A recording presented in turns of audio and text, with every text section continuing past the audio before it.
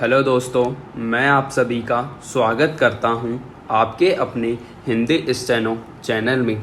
दोस्तों, आप हमारा टेलीग्राम ग्रुप ज्वाइन कर लीजिए, जिसमें आपको रोज़ाना की मैटर की पीडीएफ आसानी से मिल जाएगी, जिसका लिंक डिस्क्रिप्शन में दिया हुआ है। तो अब डिक्टेशन स्टार्ट करते हैं। डिक्टेशन स्टार्ट होगी 5 सेकंड बाद।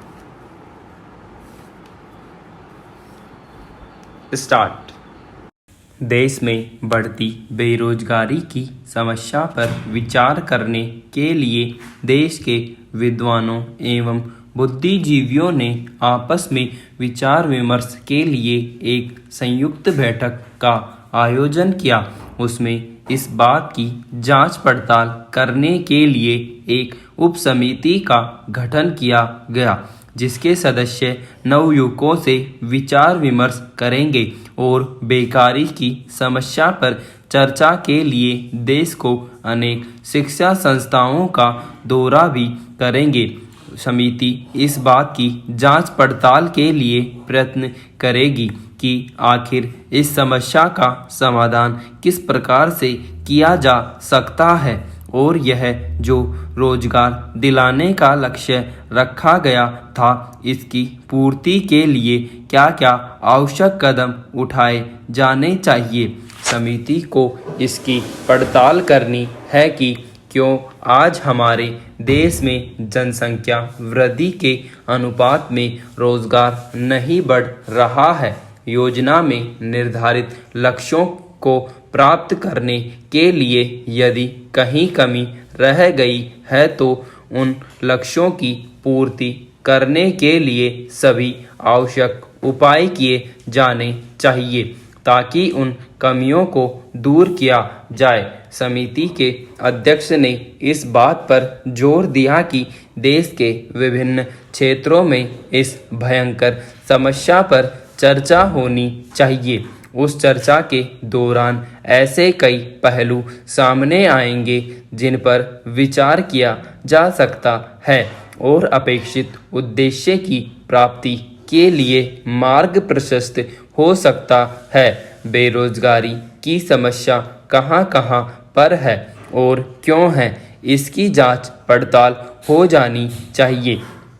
लेकिन इसकी जांच से पहले यह भी ध्यान में रखा जाना चाहिए कि आज देश में पढ़े लिखे नवयुवकों और नवयुवतियों की संख्या कितनी अधिक बढ़ गई है और लोगों की रुचि किस ओर है। यह विचार करना चाहिए कि क्या सभी क्षेत्रों में बेरोजगारी की समस्या है। इस पर गंभीरता से विचार विमर्श होगा तो यह भी पता चलेगा कि हमारे यहाँ कुशल हिंदी आशुलिपिकों की भारी कमी है, जबकि दूसरी ओर पढ़े लिखे नवयुवक देश में बेकार फिर रहे हैं। उनको यदि इस काम की ओर आकृष्ट किया जाए तो इससे एक ओर उनको रोजगार भी मिलेगा और दूसरी ओर बेरोजगारी की समस्या भी दूर हो सकती है। इसी प्रकार अन्य क्षेत्रों में भी उदाहरण मिल सकते हैं। इस बात की चर्चा होनी चाहिए कि क्यों लोगों का रुझान शहरों की ओर अधिक हो रहा है। इसकी जांच पड़ताल करने के लिए यह जरूरी है कि हम गांवों की परिस्थिति की ओर ध्यान दें। लोगों से विचार विमर्श करने के लिए जब समिति के लोगों का एक दल गांव में पहुंचा तो यह पता लगा कि शहरों में गांवों की अपेक्षा अधिक सुविधाएं हैं। अतः पढ़ने लिखने के बाद खेती करने के बजाय शहरों में नौकरी करना ही अच्छा है।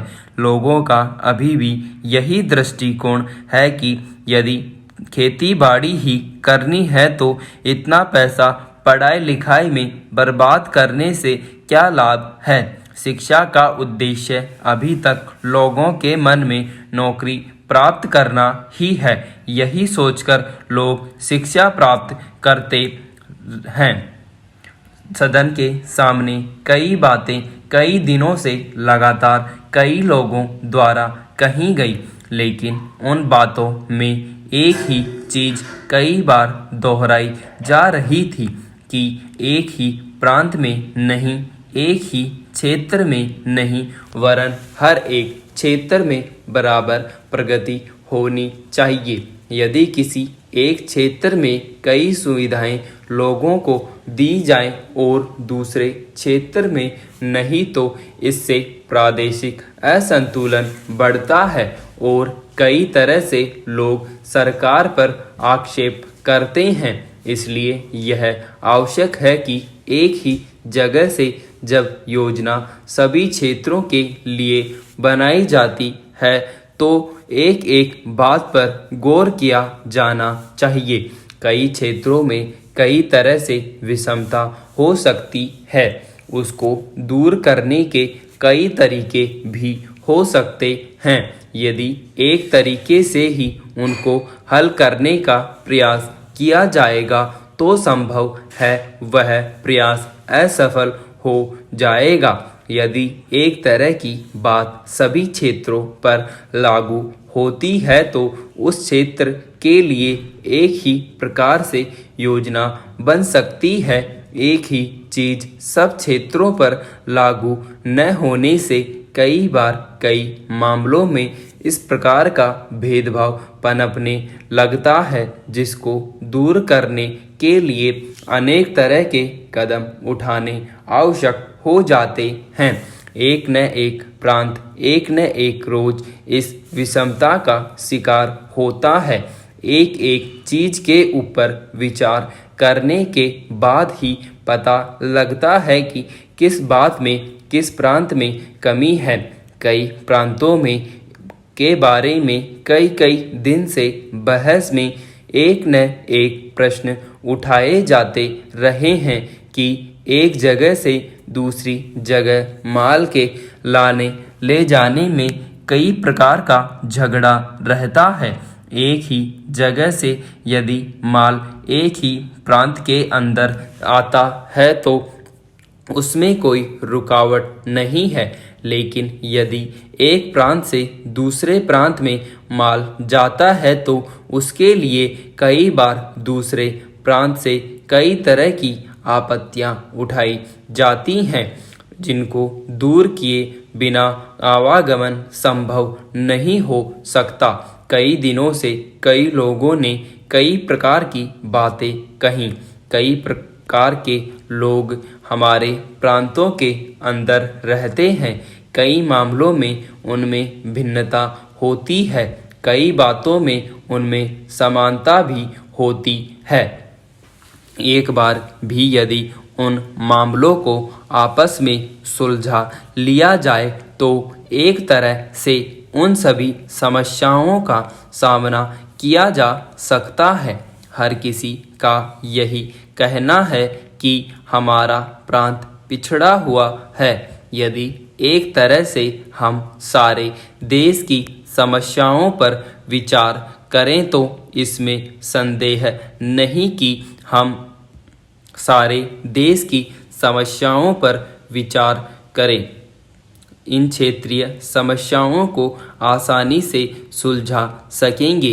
एक क्षेत्र में यदि कोई अच्छा काम होता है तो दूसरे क्षेत्र के लोगों को उस पर आपत्ति नहीं करनी चाहिए। आखिर वे लोग भी तो हमारे ही भाई बहन हैं। विराम।